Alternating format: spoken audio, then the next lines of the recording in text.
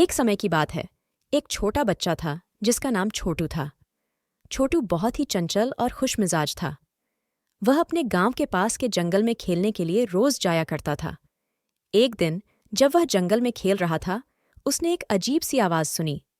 आवाज की दिशा में जाने पर उसने एक छोटा सा प्यारा जादुई जीव देखा जो रो रहा था। छोटू ने उस जादुई जीव से पूछा, तुम क्यों रो रहे हो?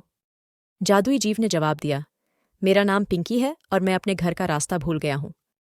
छोटू ने सोचा और कहा, कोई बात नहीं पिंकी, मैं तुम्हारी मदद करूंगा। छोटू और पिंकी मिलकर जंगल के रास्तों पर चलने लगे। रास्ते में उन्होंने कई अद्भुत चीजें देखीं। उन्होंने रंग बिरंगे पक्षियों को गाते सुना और चमकीले फूलों की खुशबू का आनंद लिया। धीरे धीरे वे एक झील के पास पहुंचे, जहां पानी इतना साफ था कि उसमें सब कुछ साफ दिखता था। पिंकी ने खुशी से कहा, यह वही झील है, मेरा घर इसी झील के पास है। छोटू ने पिंकी को उसके घर पहुंचाया।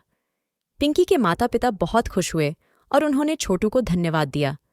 पिंकी ने कहा, तुम्हारी मदद के बिना मैं कभी घर नहीं पहुंच पाता। छोटू ने मुस्कुराते हुए कहा, दोस्तों की मदद करना हमारा कर्तव्य है।